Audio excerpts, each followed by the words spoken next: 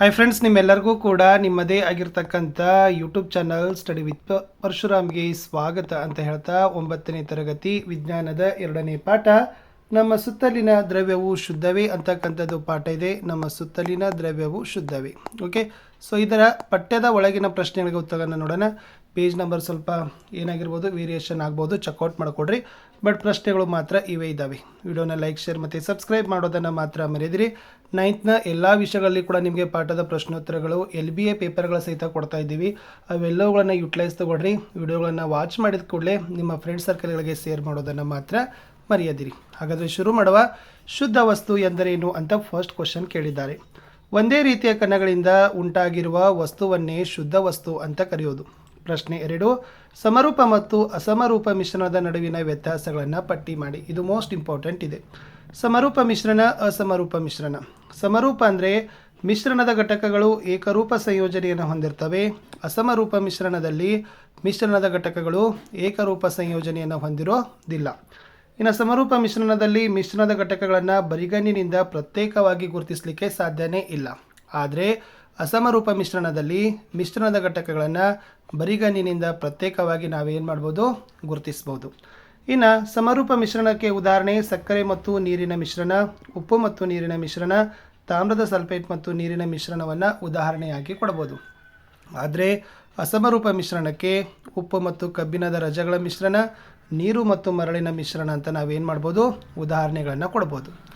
ಇನ್ನು ಕಲಿಲ, ದ್ರಾವಣ ಮತ್ತು ನಿಲಂಬಿತ ಮಿಶ್ರಣಗಳು ಪರಸ್ಪರ ಹೇಗೆ ಭಿನ್ನವಾಗಿವೆ ಅಂತ ಕೇಳಿದ್ದಾರೆ. ಇದನ್ನು ಕೂಡ ನೀವೇನು ಮಾಡಬೇಕು, ವ್ಯತ್ಯಾಸದ ಕೋಷ್ಟಕದಲ್ಲಿ ಬರೀಬೇಕು. ಕಲಿಲ ಅಂದರೆ ಕಲಿಲವು ಅಸಮರೂಪ ಮಿಶ್ರಣವಾಗಿದೆ.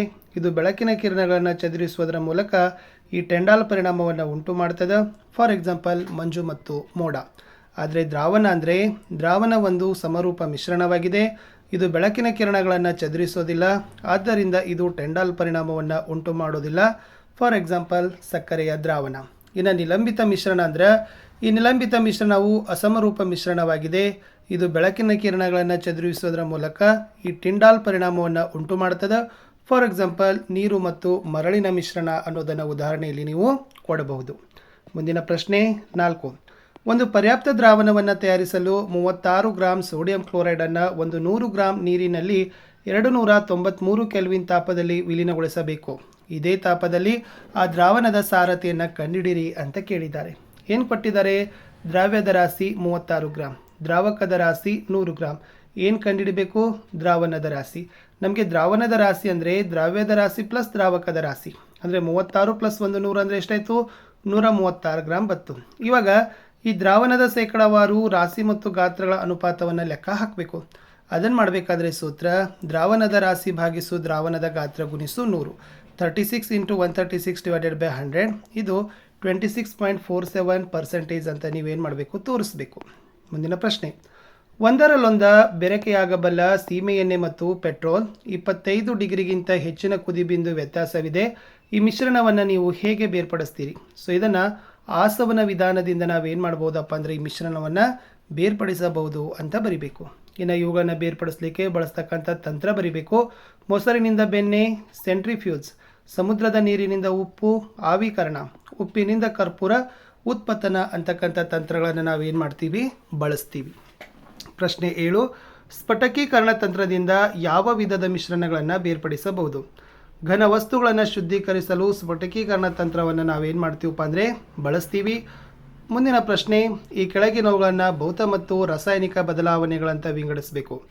ಇಲ್ಲಿ ಮುಖ್ಯವಾಗಿರ್ತಕ್ಕಂಥ ಭೌತ ಬದಲಾವಣೆ ಮರ ಕಡಿಯೋದು, ತವೆಯಲ್ಲಿ ಬೆಣ್ಣೆ ಕರಗಿಸೋದು, ತುಕ್ಕು ಹಿಡಿಯುತ್ತಿರುವ ಕಬ್ಬಿಣದ ನೀರು. ಇಲ್ಲಿ ಕೆಳಗಡೆ ಕೊಟ್ಟಿದ್ದಾರೆ ಭೌತ ಬದಲಾವಣೆಗಳು: ಮರ ಕಡಿಯೋದು, ತವೆಯಲ್ಲಿ ಬೆಣ್ಣೆಯನ್ನು ಕರಗಿಸೋದು, ನೀರನ್ನು ಕುದಿಸಿ ಆವಿಯಾಗಿಸೋದು, ನೀರಿನಲ್ಲಿ ಸಾಮಾನ್ಯ ಉಪ್ಪನ್ನು ವಿಲೀನ ಮಾಡೋದು, ಹಣ್ಣುಗಳಿಂದ ರಸವನ್ನು ಮಾಡೋದು. ಇವೆಲ್ಲ ಭೌತ ಬದಲಾವಣೆಗಳಿಗೆ ಉದಾಹರಣೆಗಳು. ಬಟ್ ರಾಸಾಯನಿಕ ಬದಲಾವಣೆ ಯಾವಿದಾವಂದ್ರೆ ತುಕ್ಕು ಹಿಡಿಯುತ್ತಿರುವ ಕಬ್ಬಿಣದ ಬೀರು, ನೆಕ್ಸ್ಟ್ ನೀರಿನಲ್ಲಿ ವಿದ್ಯುತ್ ಪ್ರವಾಹ ಹಾಯಿಸೋದು ಮತ್ತು ನೀರನ್ನು ಹೈಡ್ರೋಜನ್ ಮತ್ತು ಆಕ್ಸಿಜನ್ ಅನಿಲಗಳಾಗಿ ವಿಭಜನೆ ಮಾಡೋದು, ಕಾಗದ ಮತ್ತು ಮರವನ್ನು ದಹಿಸೋದು.